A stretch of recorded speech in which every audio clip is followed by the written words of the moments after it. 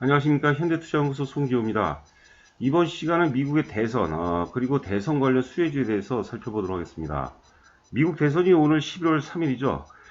트럼프가 연임에 성공할지, 바이든이 새롭게 대권을 잡을지, 이제 한 7개월 정도가 조금 안 남은 것 같은데요. 누가 대권을 잡을지에 따라서 세계 경제 흐름이 크게 바뀔 것입니다. 특히 중국과의 문제가 가장 커다란 이슈가 될 것이고요. 우리에게는 아마도 이제 대북 문제에 많은 그 변화가 예상되지 않나 생각됩니다. 자, 함께 살펴보도록 하겠습니다. 자, 트럼프가 왼쪽이 이제 트럼프죠. 우리 나이로 따지면 74세, 그리고 이제 바이든이 78세가 되겠네요. 트럼프는 보수고 바이든은 이제 중도를 표명을 하고 있는데 얼마 전에 이제 그 샌더슨이 중도 사퇴를 했죠.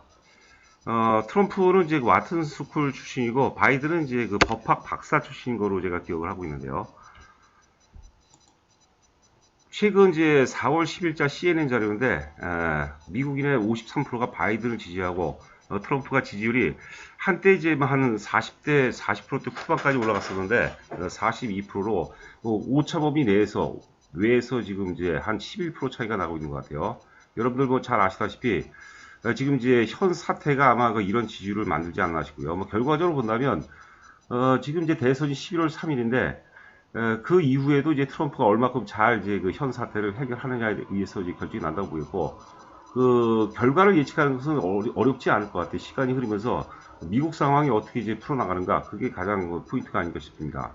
여론조사 보니까 이제 그 바이든 같은 경우는 이제 그 비백인 그리고 여성 35세 이하 젊은 층에서 이제 지지를 많이 받고 있고요. 트럼프 같은 경우는 아무래도 이제 그 전통 백인들, 뭐 남성, 특히 이제 블루 칼라 측에서 지지를 많이 받는다고 그러죠. 노년층에서 지지를 받고 있습니다. 우리하고 뭐 구도가 거의 비슷한 것 같아요. 자, 트럼프 대 바이든 보시면 이제 현 사태가 최대 변수라고 이제 봐야 되겠죠. 그 선거라면서 대선도 그렇고 우리 그 총선도 그렇고 결국은 이제 바람이 아닌가 싶습니다. 작은 파도로 사실 그 바람을 어떻게 이제 제어할 수가 없죠. 현 사태의 향후 전개가 본선 결과를 좌우하는 최대의 변수가 될 것이다라고 이제 관측하고 있고, 뉴욕 타임즈 보니까 현 사태는 이제 선거 운동의 다른 모든 이슈들을 추월했고 현 사태를 넘어서는 이슈는 존재하지 않아요. 우리가 그 더킹이라는 영화 보니까 이슈로 덮는다고 그러는데 현재 그 이 글로벌 이슈를 최대 위기를 덮을 만한 그런 이슈가 나오지 않는 것 같아요. 뭐 바람이라면 이제 치료제 문제라든가 혹은 이제 그 백신이 빨리 이제 현실화가 되는 게 맞다고 봐야 될 거고요.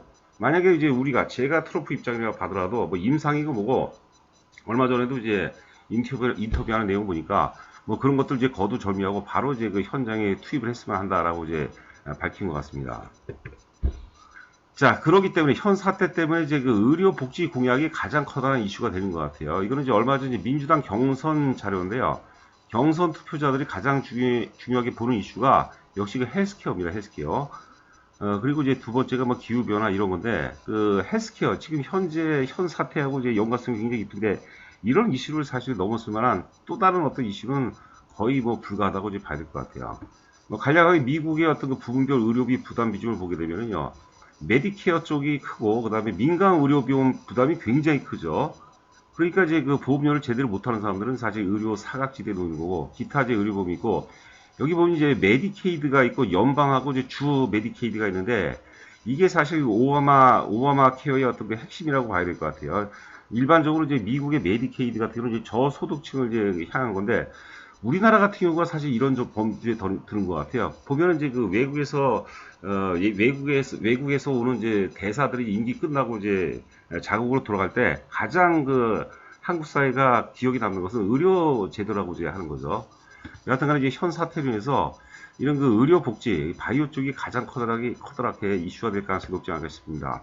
뭐 눈치를 채셨겠지만 오늘 그 네 종목을 말씀드렸는데 네 종목 중에서 세 종목은 이제 그 바이오 종목이라고 봐야 될 것 같습니다.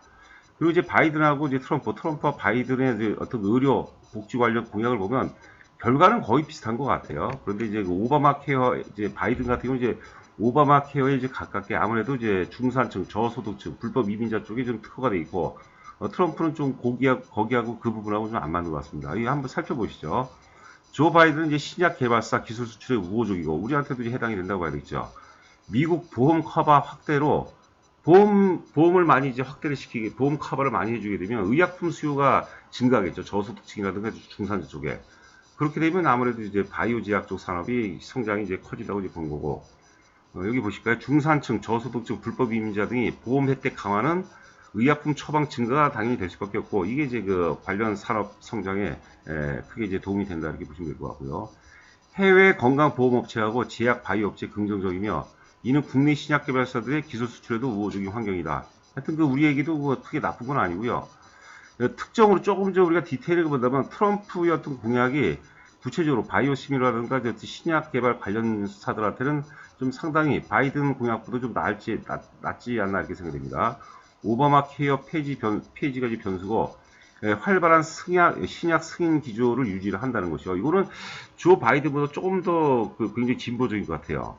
여기 아래 보시면 이제 그 트럼프 행정부 집권 후에 18년도에는 이제 그 의약품 580개 의약품 평균이 8%대 인상이 되고, 다음에는 이제 5.2%, 이 5점 또 올해 같은 경우는 이제 5.2%에서 인상폭이 좀 둔화되는 모습을 보이고 있어요.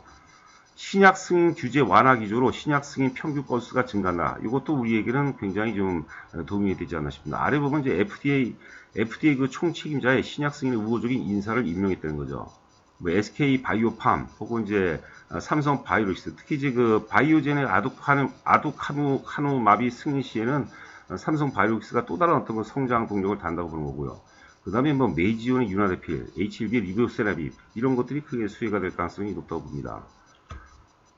자, 그 다음에 이제 약가 인하는 모두의 공감. 사실 그 전체적으로 본다면 큰 차이는 없는 것 같아요. 바이든이든 트럼프든 하여튼 그 바이오 쪽, 바이오 헬스 쪽에는 상당 부분이 이제 그 좀 모멘텀이 될 수 있지 않나.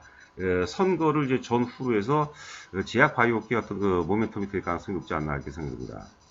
뭐 같은 내용입니다. 그래서 그 트럼프 같은 경우는 이제 그 오바마 케어 폐지가 변수이지만 유연한 신약 승인 정책, 앞서 제가 말씀드렸죠. 그 다음에 유연한 신약 승인 정책과 경쟁 유도는 신약 개발과 바이오시밀러를 좀 많이 강조를 하고 있습니다. 부정할 수 없는 약가 인하의 실효, 이거는 이제 뭐 트럼프도 해당이 된다고 봐야 될 것 같아요. 민주당과 공화당 모두 강도의 차이가 있을 뿐 약가 인하를 외치고 있어서 바이오시밀러와 고가의 약가 인정이 되는 희귀의약품이 항암제 신약 상대로 안정성을 보이고 있다.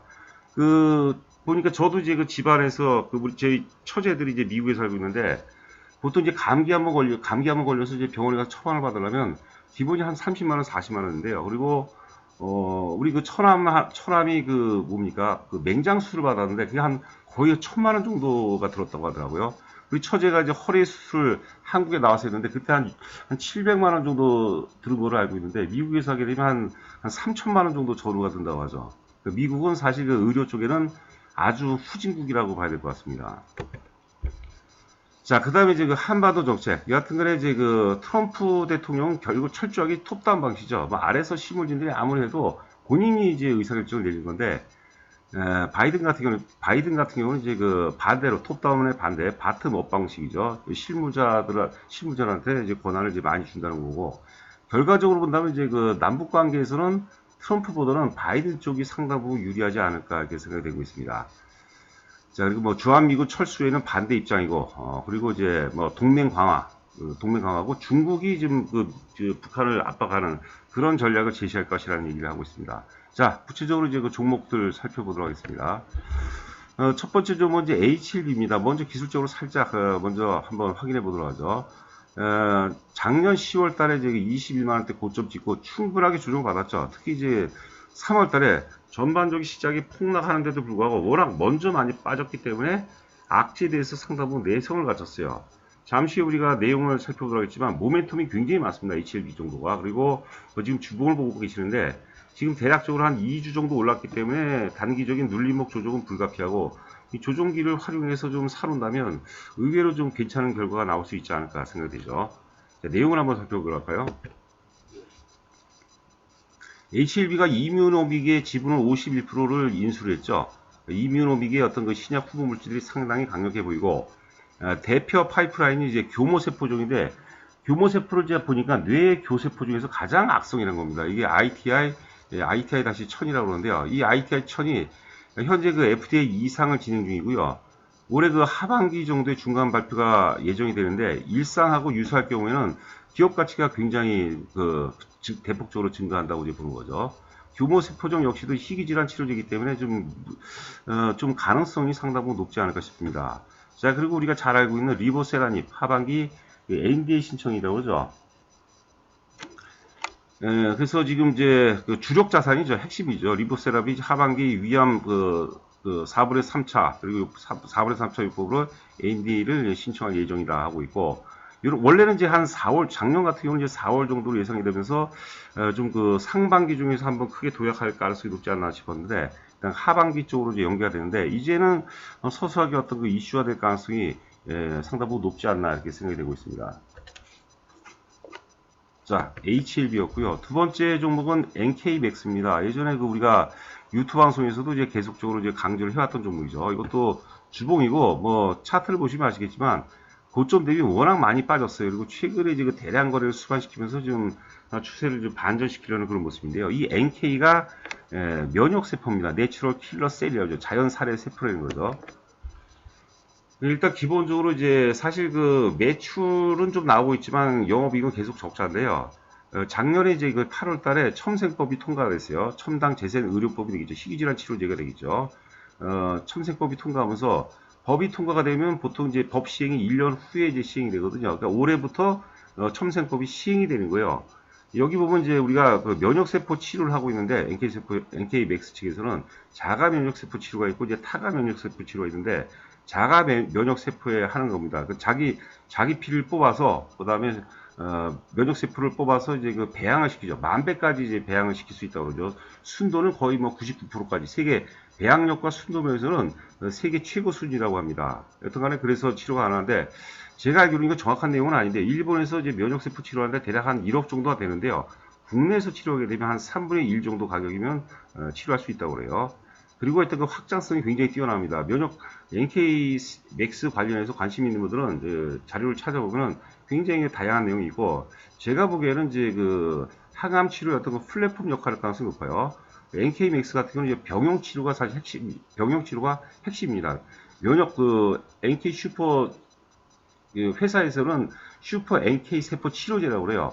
그걸 바탕으로 해서 그게 위암이든 폐암이든 뭐 다양한 암, 그리고 이제 이게 알츠하이머도 해당이 된다고 그러거든요. 그러니까 항암 치료의 어떤 그 플랫폼 역할을 한다. 병용 치료가 핵심이기 때문에. 그리고 작년에 이제 그 시드 펀딩, 나스닥 상장을 위해서, 자회사 나스닥 상장을 위해서 시드 펀딩은 1,100만 달러면 대략 우리 돈으로 한 130억 정도 되겠는데요. 일반적으로 한 400달러, 500달러 정도밖에 안 된다고 그러는데, 그 배수 이상을 받았어요. 그렇다면은 그만큼 이제 나스닥 상장 가능성이 높다고 이제 봐야 될 것 같아요.